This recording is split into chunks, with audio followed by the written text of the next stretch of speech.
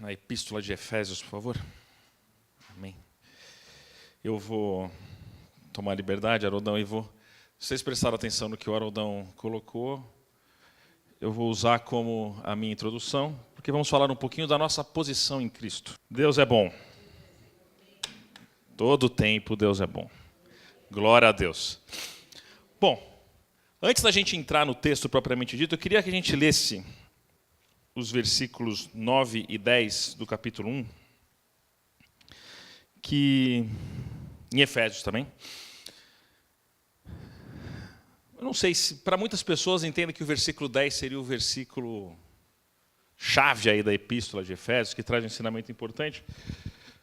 Eu tenho algumas ressalvas em relação a isso, porque todo versículo é inspirado por Deus, então... Com certeza Deus já falou na sua vida e na minha vida com vários versículos. Se você talvez pesquisar um pouquinho sobre Efésios, você vai ver essa informação. Aí os acadêmicos podem colocar as classificações que eles querem. Tem a sua importância, sem dúvida nenhuma, mas que a gente possa ser ministrado pelo Espírito, mais do que pelos acadêmicos. Versículo 9 e versículo 10 diz o seguinte, está aqui. E nos revelou o mistério da sua vontade, de acordo com o seu bom propósito que estabeleceu em Cristo. Isto é, de fazer convergir em Cristo todas as coisas celestiais ou terrenas na dispensação da plenitude dos tempos. Tremendo isso, realmente, né? Então a gente coloca... O apóstolo nos fala, né, que nós descobrimos o mistério da sua vontade. Qual é o mistério da sua vontade? Né, que, no versículo 10, né, de tornar a congregar em Cristo todas as coisas. E a gente pode concluir daí que tudo, todas as coisas, no plural, tem que convergir em Cristo. Tudo, e nós também, incluído, o fim tem que ser Cristo. Qualquer coisa. A natureza, a nossa vida, tudo que a gente faz, tudo que a gente pensa, como a gente anda, tudo que Deus fez, todo o desenvolvimento humano, toda a tecnologia, qualquer coisa, todas as coisas, celestiais ou terrenas, tudo tem que convergir em Cristo. E a gente começa a perceber por quê, né? A estratégia de Satanás realmente, nos últimos tempos, e sempre foi assim, é o que? Vamos, talvez, tirar um pouquinho a importância de Cristo. Vamos, talvez, tirar a necessidade de falar o nome de Cristo, porque Deus é amor, então vamos falar só do amor. Cristo é Cristo. Ele não tem outros nomes. Não, é tudo igual. Lá eles chamam de não sei o quê, tal. Você chama de Cristo, mas no final das... Não é. Jesus é Jesus e ponto. Se você quiser andar com Jesus, você vai andar com Jesus. Se você está andando com outra pessoa, pensando que está andando com Jesus, você não está andando com Jesus. Graças a Deus, não é aqui. Em nome de Jesus. Porque tudo tem que convergir em Cristo. E qualquer coisa que a gente escute, que tire qualquer centímetro da glória de Deus, eu sei que eu sou repetitivo às vezes nisso, mas a gente tem que tomar cuidado. Porque em muitos lugares Cristo não é pregado. O sacrifício dele não é pregado. Já escutei de amigos meus, né? Missionário. Crescemos junto. Servimos junto. A gente ia dominar o mundo. Né? Ia conquistar tudo. Aí ele foi para o campo, teve algumas dificuldades. Que acontece realmente. Aí começou a refletir um pouquinho, né? Mas será que a gente precisa realmente falar dessa forma? Né? Porque a cruz tem um significado, né, tão forte, né, para essas pessoas. Né? E, de fato, a cruz realmente é um escândalo. Realmente. Confronta. Não sei se você já viu um filme que chama, acho que é Você Acredita? Que tem um pregador de rua, tipo um mendigo, que anda com uma cruz. E ele pergunta para um pastor, mas você crê na cruz de Cristo? O cara fala, não, eu sou pastor. Ele falou, não estou perguntando isso. Você crê na cruz de Cristo? Para mim, aqui é a parte mais importante do filme. Aí ele falou, creio. Então, o que você vai fazer com isso? Né? E aí começa a relativizar um pouco, para dar aquela, né, para o pessoal aceitar. E esse é o maior erro que a gente pode cair. Está difícil? Põe mais cruz ainda. Prega mais a palavra. Porque o convencimento não vai ser pela razão. Talvez se ele pensasse, se ele tivesse a sua razão lógica. Pô, eles sofreram no passado, não sei o quê, então vamos dar aquela maciada primeiro. Se a gente fosse andar na razão, talvez sim, mas nós andamos pelo Espírito. E o Espírito vai convencer. A gente nunca pode, em nenhum momento, abrir mão disso. Porque a nossa conversão é algo tão grande. Se você já tem uma vida com Cristo, se você já se encontrou com Cristo, você já arrependeu dos seus pecados, e Cristo é o seu Senhor, espero que essa palavra seja sobre você. E se você não é ainda, que essa palavra seja para você. Mas a nossa conversão é algo tão grande que a nossa posição muda. O Senhor nos coloca num outro patamar. Ele quer um relacionamento conosco contínuo, crescente, ininterrupto, e que realmente a gente possa caminhar de glória em glória, né? Nas nossas lutas, nas nossas vitórias, nas nossas conquistas. Ele quer um relacionamento conosco para sempre. Nós não entramos no reino de Deus, nós não aceitamos a Cristo, não nos arrependemos do nosso pecado, não reconhecemos Cristo como Senhor, não somos tocados pela palavra da cruz, apenas para a gente fazer uma oração e seguir a nossa vida. Apesar de algumas pessoas pregarem isso. Não, está tudo bem, só faz essa oração aqui comigo. Não, mas não, só repete comigo. Mas não estou nem entendendo, não, só repete comigo. Isso não serve para nada. Para absolutamente nada. Não a oração, porque a oração é uma bênção.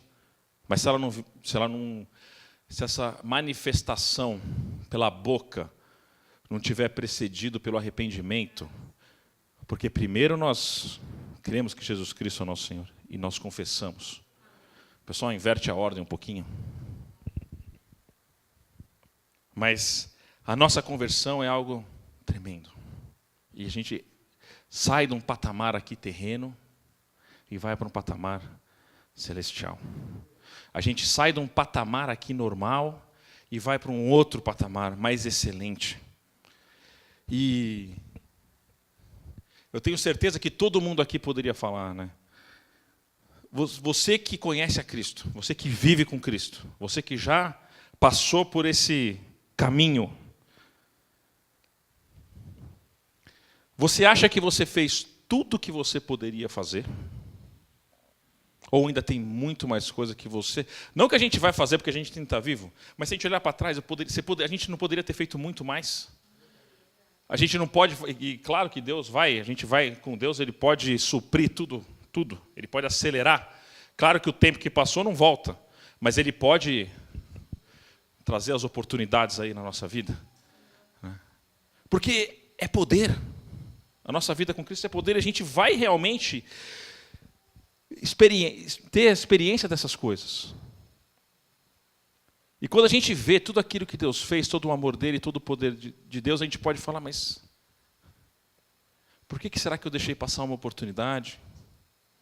Por que eu não fiz alguma coisa? Não só do ponto de vista de fazer, mas também das nossas experiências.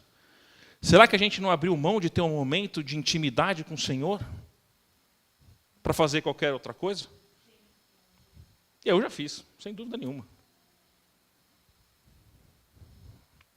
A Fúvia mencionou o futebol, não falando disso, mas eu posso falar da minha vida. Né? Não tem ninguém que gosta mais de futebol do que eu. Ninguém. Você pode gostar igual a mim. Não tem ninguém. E há muito tempo atrás teve um jogo do São Paulo, né? A gente vem sofrendo bastante tempo aí, né? E no último minuto fez um gol que o São Paulo foi desclassificado da Libertadores, gol do Fluminense e tal, tudo. E primeiro eu passei a vergonha de quando o São Paulo fez um gol eu ia gritar na janela. Coisa mais ridícula do mundo. A minha esposa dormindo no quarto. E eu fiquei um fim de semana em depressão depois. Aí eu cheguei e comecei a falar, não, isso não pode estar certo, cara. Já estava no ministério, já estava no... Falei, não vejo nenhum problema em gostar de futebol, nada disso.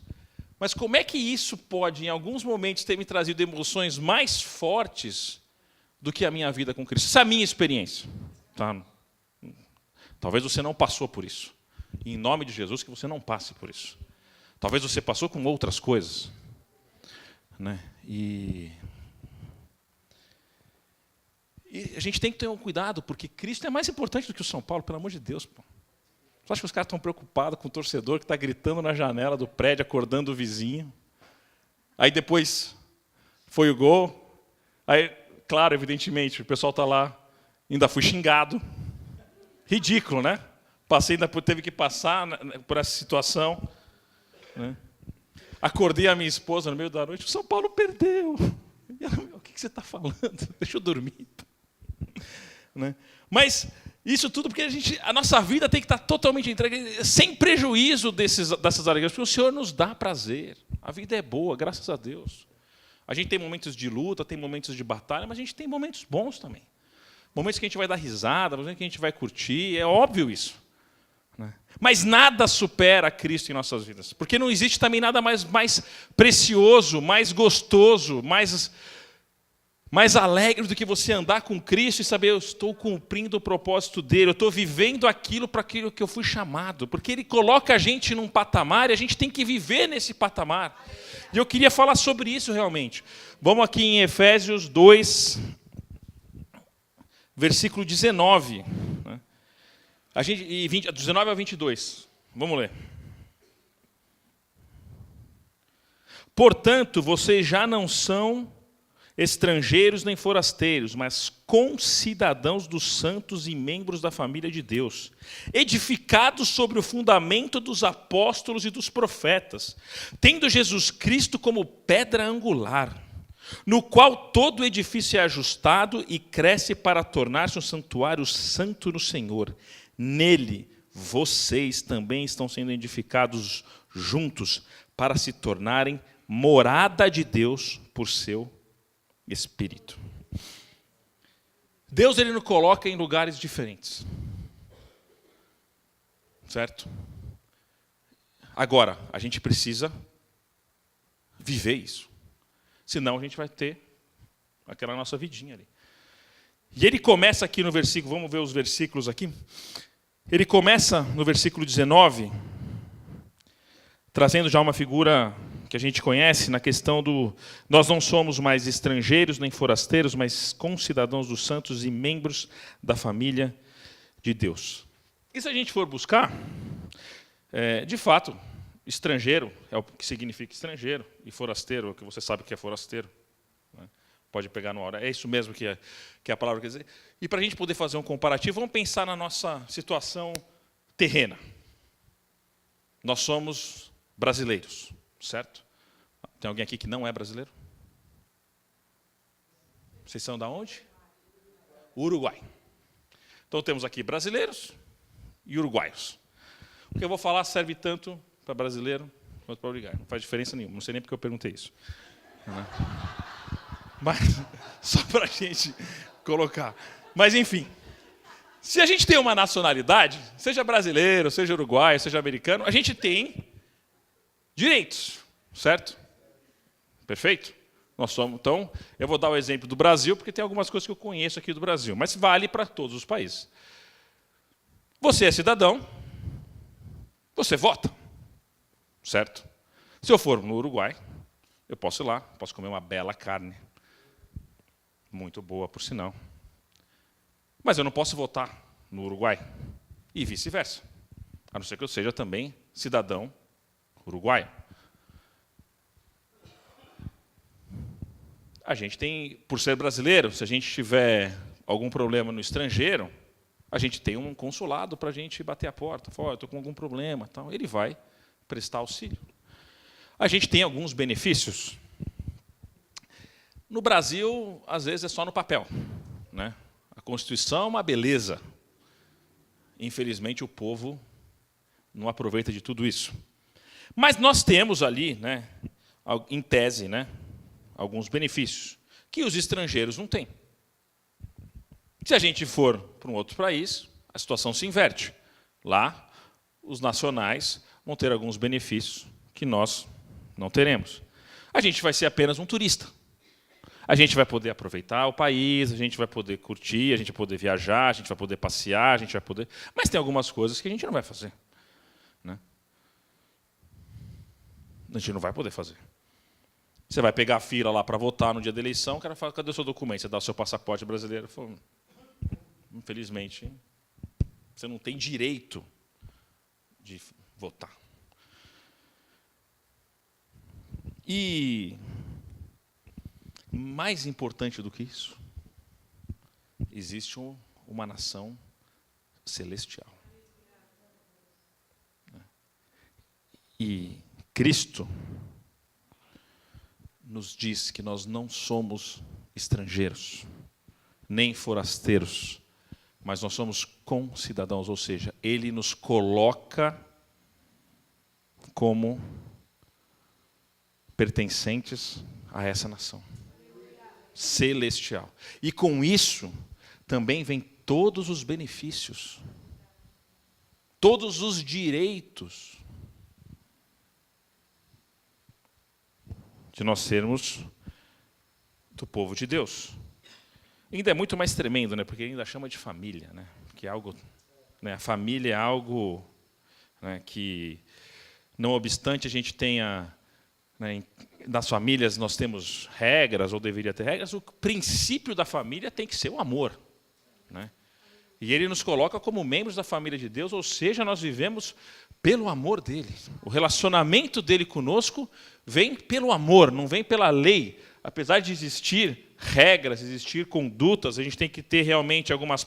Existem práticas que Ele fala para a gente não cometer, mas Ele fala isso em amor, porque Ele nos ama, porque Ele quer que nós tenhamos uma vida abundante, uma vida plena, uma vida realmente que cumpra os propósitos dEle, mas Ele nos coloca nessa prerrogativa. Cristo, em Cristo, Ele nos iguala. Pegando ali, provavelmente, Ele estava falando com gentios. Então, Ele falou, olha, agora vocês também são cidadãos celestiais. E nós temos todos os direitos disso. Um exemplo da própria palavra. Em Atos, quando um pessoal viu que os demônios eram expulsos pelo nome de Jesus, pessoas que não conheciam Jesus, que estavam interessados só no dinheiro, foram lá e tentaram expulsar o demônio, em nome de Jesus que Paulo prega, e o demônio responde o quê? Olha, eu sei quem é Jesus, eu conheço Paulo e sei quem é Jesus, vocês, quem são? E tomaram ainda uma surra. Porque eles não tinham autoridade, eles não tinham o direito de exercer o nome de Jesus e que esse nome de Jesus exercido na boca deles tivesse algum tipo de efeito, porque eles não tinham o direito de usar. Agora, nós temos. E é algo espetacular. Estamos aqui ainda no Brasil, tudo tal, mas nós já vivemos a nossa realidade, pelo menos parcialmente, porque a gente não está ainda na plenitude, né, no céu, da nossa realidade celestial. Então a gente pode exercer essa prerrogativa. Nós temos o direito de exercer. E algo que, para a minha vida e para a igreja, assim, por mais que a gente faça, por mais que a gente cumpra, a gente pode falar, não, tem mais para a gente fazer. Dá para a gente fazer mais. Porque Deus é maior do que isso. E quando a igreja realmente, e me incluo em primeiro lugar ali, tiver o conhecimento e a consciência de tudo aquilo que a gente pode fazer, seja em atos, seja também na nossa experiência devocional com Deus,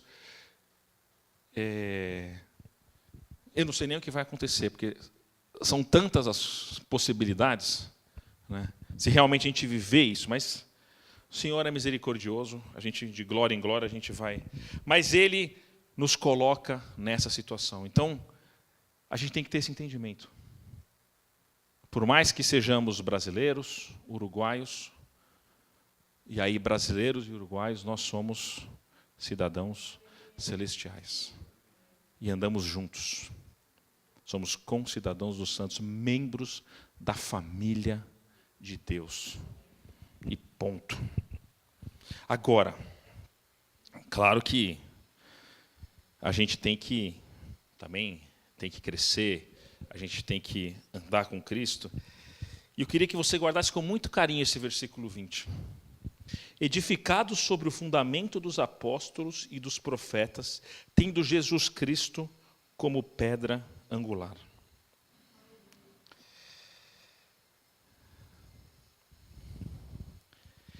Existe fundamentos. E é o fundamento que vai fazer a gente crescer. Eu não sou engenheiro, mas imagino que o fundamento é algo muito importante numa construção. Que se tiver algum problema, tudo pode ruir, sem dúvida nenhuma. E eu chamo a atenção nesse versículo, porque a gente tem que ter essa certeza de onde a gente está andando, como a gente está andando, e o que a gente está levando em consideração para a gente tomar as nossas decisões. Porque aqui o apóstolo é claro que fala que, né, edificados sobre o fundamento dos apóstolos e dos profetas, tendo Jesus Cristo como pedra angular. Para mim, esse texto aqui é claro, né, que a nossa base tem que ser a palavra de Deus. E a base da palavra de Deus é Cristo. Porque Ele é a pedra angular, certo? Ou a pedra de esquina. Não sei qual versão que você tem aí na sua palavra. Antigamente, nas construções antigas, a pedra angular é a primeira pedra que ela é colocada. E fazia mais ou menos um ângulo reto ali para... E dali saía tudo. A base de tudo era a pedra angular. Era a pedra ali de esquina. Você pode até ver. Se jogar pedra angular, vai aparecer no Google ali algumas imagens, até parece até uma cruzinha, até, né, de como era feito realmente. E a gente vê hoje, pegando um pouquinho do que a gente já falou no começo, o quanto que as pessoas querem relativizar os ensinamentos da palavra. Porque, claro que os apóstolos e os profetas, o que importa é aquilo que eles ensinaram. Aquilo que eles falaram, inspirados por Deus, que está aqui registrado. E hoje, esse fundamento, não para a gente, em nome de Jesus, mas a gente vê aí nas próprias igrejas como que a gente, como irmãos, ou ditos irmãos, alguns são irmãos que talvez estejam num caminho, em nome de Jesus, que possam voltar, que começam a abrir algumas brechas. Falou, não, mas a palavra fala isso, mas não é bem assim, vai. Já escutei também. Não é tão cartesiano assim.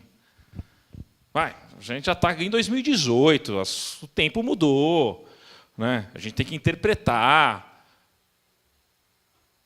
Será que é assim? Será que Jesus é o único caminho mesmo? Ainda falam, né? Eu uso aquela expressão que lá na casa tem várias moradas.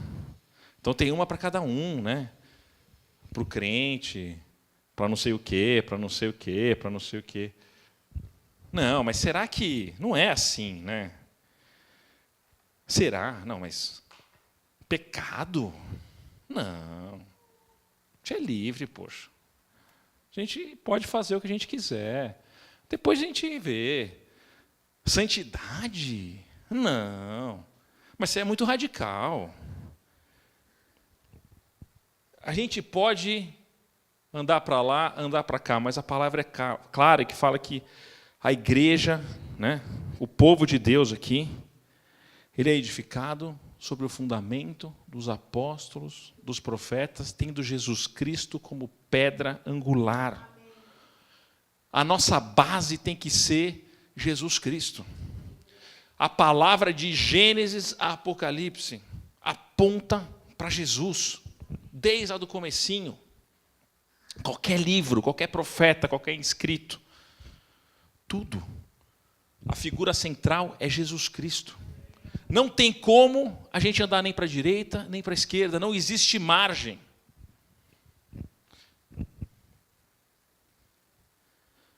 Às vezes a pessoa tem que ter coragem de falar, olha, realmente eu não acredito mais. Isso aqui está errado. Seja honesto, pelo menos. Não tenta, a Bíblia não dá margem. Jesus Cristo é o único caminho, a verdade e a vida, ponto. Guarda aqui, vamos lá para 1 Coríntios, capítulo 3. Volta um pouquinho.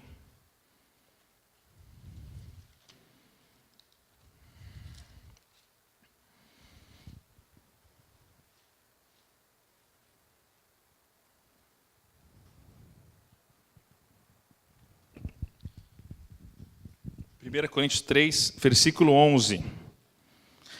Amém?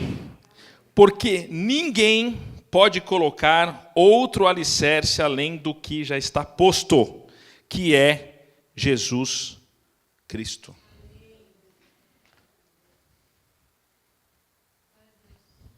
Preciso explicar alguma coisa? Não tem o que fazer. Está lá, né? Porque ninguém pode pôr outro fundamento além do que já está posto. O qual é? Jesus Cristo. Vamos voltar lá para Efésios. Jesus Cristo é o nosso fundamento. Ninguém. Guarda esse versículo com você. Reflita realmente se as nossas bases têm sido isso da nossa vida. E como a gente tem realmente vivido, né, dia a dia, né, para a gente caminhar, para a gente crescer, ter um crescimento saudável, a gente tem que ter um fundamento bom. E o nosso fundamento é Cristo. É a palavra. Tudo que está aqui. Não tem segredo. O pessoal complica muito, é porque a palavra ela é tão simples. Claro que tem ensinamentos profundos, mas se você for crê, se arrepende, entrega teus caminhos para Deus. Mas a pessoa tem coisas que o pessoal acredita que tem que ter mais fé para acreditar do que não dá para negar, porque se você aqui o que você tem que falar, não, você crê, arrepende dos seus pecados, confessa a Cristo como Senhor. Você é salvo. Não, mas só isso? É tudo isso. Né? Tudo isso.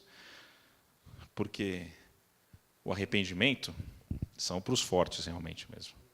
Você olhar e falar, realmente, tudo que eu fiz está errado.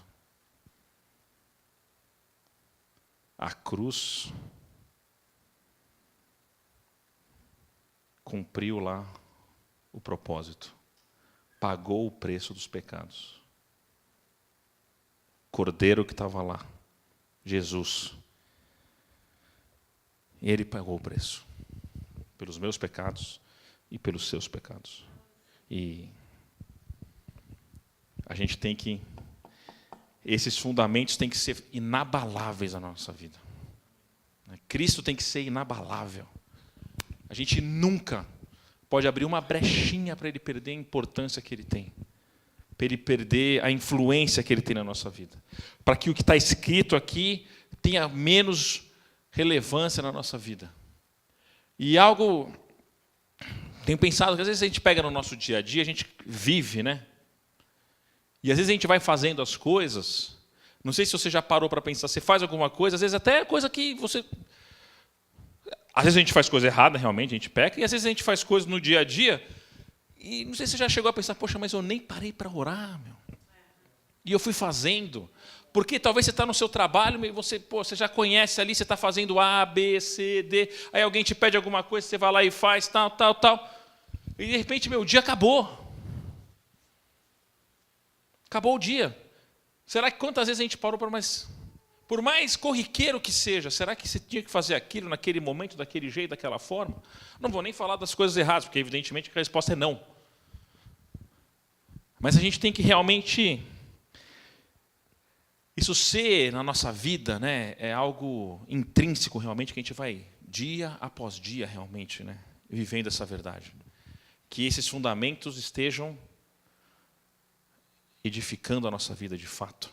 Né? Que a gente busque cada vez mais a intimidade com Cristo e a gente possa viver. E que a gente fique pronto para reconhecer tudo aquilo que tenta tirar qualquer relevância. Por isso que a gente repete aqui maciçamente que você tem que conhecer a palavra. Como é que você vai... Se alguém fala uma heresia, como é que você vai reconhecer a heresia? Porque você conhece a palavra. Versículo 21. No qual todo o edifício é ajustado e cresce para tornar-se um santuário santo do Senhor. Certo? Então, com esse alicerce, tendo Jesus Cristo como pedra angular, né, o edifício ele vai crescer e vai tornar um santuário santo para o Senhor. Nós vamos crescer de forma ajustada. A gente vai ter uma vida realmente que vai trazer honra ao Senhor, uma vida santa, uma vida que vai realmente, né, cumprir aquilo que tem que ser cumprido, porque tudo que a gente faz tem que convergir em Cristo. E a gente tem que, e para a gente poder crescer dessa forma, a gente tem que ter um fundamento, o fundamento correto, que é Cristo, é a palavra. Cristo, fundamento. A gente leu, né? A gente tem que ter isso. E aí a gente vai ter essa experiência, né, de nos tornarmos um santuário santo no Senhor. E vamos ver junto o 22 também, porque tem a ver. E nele vocês também estão sendo edificados juntos para se tornarem morada de Deus no Espírito. E se isso acontecer, né, como está acontecendo em nossas vidas, Cristo ele vai ser morada. Nós vamos ser, né, morada, como está escrito aqui, nós vamos nos tornar morada de Deus, certo? Então, já tem que ter uma certeza, a morada é de Deus, não é sua. Porque nós vamos, para se tornarem morada de Deus, por seu Espírito. É Ele que vai tomar conta do negócio. Ele é que vai tomar conta da nossa vida. A morada é de Deus. Ele vai estar em controle. E além disso, né, se nós realmente formos morada de Deus, se a gente se tornar essa morada de Deus, nós também vamos ser, naturalmente, nós seremos o foco da manifestação de Deus. Nós vamos ser o foco da manifestação. Porque Deus ele vai estar no controle da nossa vida. A gente vai fazer tudo aquilo que Deus nos coordena. A gente vai andar nos caminhos de Deus. A gente vai estar crescendo como Deus quer que nós cresçamos.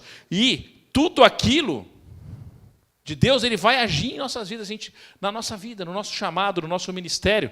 A gente vai ser esse foco.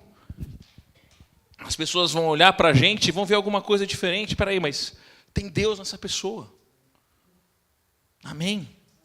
Que a gente possa realmente ter essa vida, né? Que a gente possa viver isso tanto de maneira individual, como de maneira coletiva. Porque esse texto também fala da igreja, nós somos a igreja, então nós temos que crescer, um suportando o outro, evidentemente, como pedras vivas, como a palavra nos ensina, um encaixando no seu não é cimento, não é tijolinho que é cortadinho, não, é pedra viva, você vai encaixar exatamente onde você tem que ser encaixado. E um junto com o outro, a gente vai realmente ter essa experiência, tanto de forma individual como de forma coletiva, a gente vai experimentar esse foco realmente, nós seremos, de fato, o canal para a manifestação de Deus. Eu não sei porquê, mas Ele nos escolheu. Não, a gente até sabe, porque Ele nos ama. Mas que amor é esse? Pegando parte da oração da Val lá na intercessão, que amor é esse? Ele podia fazer o que Ele quisesse. E Ele me escolheu e Ele te escolheu. Para que a gente pudesse cumprir, para que a gente nos tornasse, né, como diz aqui, na palavra dele, morada de Deus. Ele vai tomar posse da nossa vida. Nós vamos estar... A gente vai ter que viver de uma forma realmente que... Se for possível, que as pessoas possam olhar para a gente, mas peraí, mas é Haroldo, é Deus, como assim? Não, é Deus através da vida do Haroldo. Que a gente possa realmente manifestar, que a gente possa andar em fé, que a gente possa orar pelos enfermos, que a gente possa pregar o Evangelho, que a gente possa fazer tudo aquilo que a palavra nos mande, que realmente a gente possa tomar posse da verdade que a gente tem, porque nosso patamar é outro, a nossa posição em Cristo é outro, nós não somos terrenos, a gente não está limitado às leis da terra. A gente pode ir além disso, porque nós somos cidadãos celestiais, nós não somos estrangeiros, não somos turistas. Se tivesse um passaporte, vai estar lá no país, eu sou reino de Deus. Que tem um único rei, que é o Rei dos Reis, o Senhor dos Senhores. Essa é a nossa verdade. A gente tem que realmente... aqui a palavra é clara. Que a gente possa realmente tornar essa morada. E aí a gente vai poder ir lá para Mateus, capítulo 16. Vamos lá. Um texto também muito conhecido.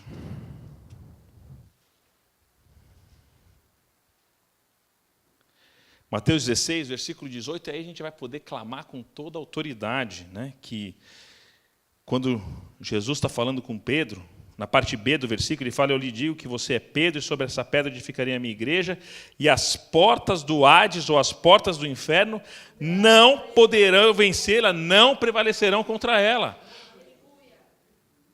Edificarei a minha igreja, e as portas do inferno não prevalecerão contra ela. Nada vai nos impedir, nada. Nada. Mas a gente tem que ser uma igreja edificada, no fundamento correto, individualmente e coletivamente. Porque se todo mundo tiver, o grupo, o corpo também vai. Que a gente possa andar junto, né? Um ali do lado do outro, para que a gente possa cumprir, que essa verdade seja algo na nossa vida, que a gente possa ser esse canal, que a gente possa crescer no fundamento correto e realmente nos tornarmos morada de Deus, santa, verdadeira e poderosa. Porque Deus faz. Deus faz. Quem escutou o testemunho do pastor Paulo há muito tempo atrás, quando ele tinha aqueles 10 segundos no rádio que ele falava, olha, tal dia, qual que era a frase mesmo que ele falava? Deus vai fazer algo em 15 dias.